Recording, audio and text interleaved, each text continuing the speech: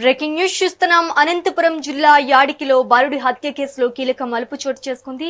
ఈ వ్యవహారంలోని నిందితుడు సర్వేష్ కుమార్ పై పోలీసులు కాల్పులు జరిపారు. సీన్ రీకన్స్ట్రక్షన్ చేస్తుండగా నిందితుడు పోలీసులపై తిరగబడ్డాడు. ఖాళీ బీర్ బాటిల్ తో పోలీసులపై సర్వేష్ కుమార్ దాడి చేశారు. ఈ దాడిలో సిఐ రామసుబ్బయ్య మరో కానిస్టేబుల్ గాయపడ్డారు. ఈ క్రమంలో పోలీసులు గాల్లోకి 4 రౌండ్లు కాల్పులు జరిపారు. నిందితుడు వెనక్కి తగ్గకపోవడంతో సిఐ అతడి మోకాళ్లపై కాల్పులు జరిపారు. అనంతరం నిందితుడిని తాడిపత్రి ఆసుపత్రికి తరలించారు. ఇక సిఐ కానిస్టేబుల్ ను ఏఎస్పీ రోహిత్ చౌదరి పరామర్శించారు.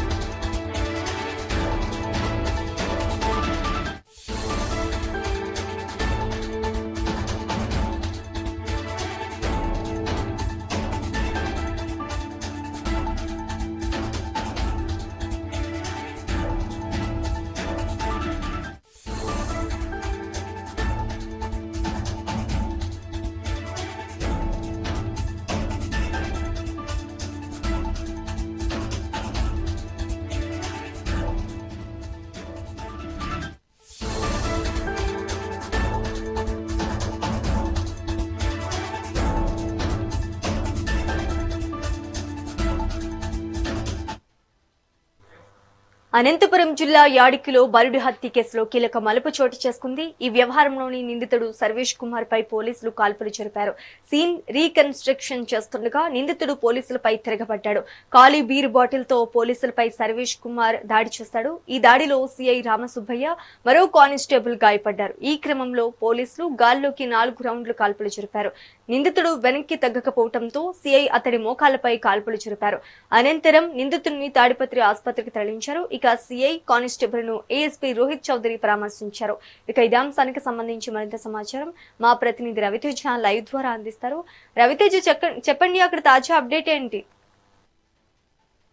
Good morning Sreeja. ఏదైతే నిన్నటి రోజు తాడిపత్రి కుందనకోట సమీపంలో బాలుడి హత్య ఘటనలో కీలక పరిణామం చోటు చేసుకుంది. ఏదైతే బాలుడు హేమచంద్రకు బావ వరుసయ్య సర్వేష్ కుమారే ఆస్తి తగాదాల విషయంలో డబ్బు కోసం చిన్నారి హేమచంద్రను హత్య చేసినట్లు కూడా ఇప్పటికే తెలుస్తుంది. అయితే దీనికి సంబంధించి కూడా నిందితుడు పోలీసులు అదుపులోకి తీసుకున్నారు నిన్నటి రోజు. అయితే ఈ రోజు ఉదయం ఏదైతే 6 గంటలు 7 గంటల సమయంలో ఏదైతే బాలుడు ఎక్కడైతే చంపేశారో అక్కడ సీన్ రీకన్స్ట్రక్షన్ చేసేకి పోలీసులతో పాటు సర్వేష్ కుమార్ కూడా తీసుకెళ్లారు. ఈ క్రమంలోనే సిఐ రామ్ సుబ్బయ్య అలాగే కొంతమంది కానిస్టేబుల్స్ కూడా చింతలాయలపల్లి అలాగే కుందనకోట ఘాట్ రోడ్ సమీపంలోకి ఆ సర్వేష్ కుమార్ ను తీసుకెళ్లారు. అయితే అతను ఎక్కడెక్కడ తిరిగారు, ఎక్కడెక్కడికి వెళ్లారు, అసలు బాలుని ఎక్కడ చంపాడు అన్న కోణంలో పోలీసులు సీన్ రీకన్స్ట్రక్షన్ చేస్తున్న తరుణంలోనే ఒకసారిగా అక్కడ ఉన్న ఖాళీ బీర్ సీసాలతో పోలీసుల నుంచి తప్పించుకునేందుకు ఆ బీర్ సీసాలు తీసుకొని ఆ పోలీసుల పైన సర్వేష్ కుమార్ తీవ్రంగా దాడి చేశారు. అయితే పోలీసులు ఎంత వాదించినప్పటికీ కూడా సర్వేష్ కుమార్ పదే తప్పించుకోవడానికి ప్రయత్నించడంతో పోలీసులు 2 రౌండ్లు గాల్లోకి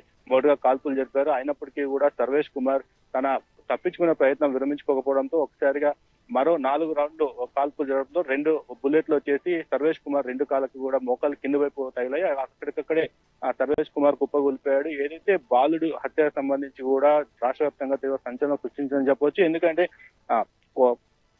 కోనపలపాడులో నివాసం ఉంటున్న చిన్నారి హేమచంద్రను ఆస్తి తగాదాల విషయంలో కొండ ప్రాంతాల్లో తీసుకెళ్లి అత్యంత కిరాతకంగా కూడా గొంతుకి తాడు చుట్టి చంపేసి అలాగే ఆ కొండ ప్రాంతాల్లోనే పూర్తిగా బండరాల కింద పూర్తిగా పాతి పెట్టినట్లు కూడా స్పష్టంగా విజువల్స్ కనిపిస్తుంది. ఈ క్రమంలోనే సర్వేష్ కుమార్ నిందితుని పోలీసులు అదుపులోకి తీసుకొని సీన్ రీకన్స్ట్రక్షన్ చేసే తరుణంలోనే ఈ తప్పించుకునే ప్రయత్నం చేయడంతోనే ఒకసారిగా పోలీసులు ఇలా గాల్లో కాల్పులు జరిపారు. అలాగే సర్వేష్ కుమార్ పైన కూడా కాల్పులు జరిపారు. గతంలో కూడా సర్వేష్ కుమార్ పైన రౌడీ షీటర్ కూడా ఉంది. అయితే రౌడీ షీటర్ గా ఉన్న అతన్ని నిందితులు అదుపులోకి తీసుకొని కూడా విచారించే ప్రయత్నం చేశారు. అయితే ఈ క్రమంలోనే పోలీసుల పైన తిరగబడడంతో ఒకసారిగా కాల్పులు జరిపారు. అయితే ఈ కాల్పుల్లో కానిస్టేబుల్ సిఐ రామసుబ్బయ్యతో పాటు కానిస్టేబుల్ నాయక్ కూడా తీవ్రంగా గాయపడ్డారు. ప్రస్తుతం తాడిపత్రి ప్రభుత్వ ఆసుపత్రిలో సిఐ అలాగే కానిస్టేబుల్ చికిత్స పొందుతున్నారు. అలాగే సర్వేష్ కుమార్ ని కూడా తాడిపత్రి పట్టణ ప్రభుత్వ ఆసుపత్రిలో చికిత్స పొందుతున్నారు. అయితే హాస్పిటల్ వద్ద కూడా పోలీసులు భారీగా బందోబస్తు అయితే ఏర్పాటు చేశారు. Sreeja, thank you for the update Raviteja.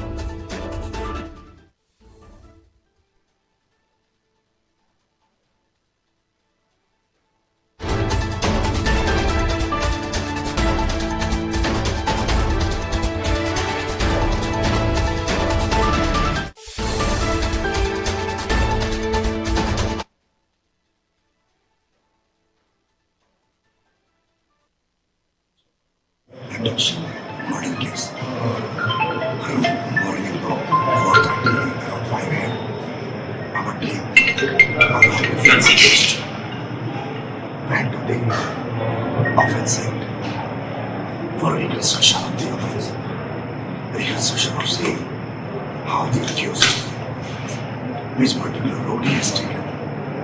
So, when reconstruction exercise going on, the accused suddenly saw few beer bottles, empty beer bottles, which were lying deep with them.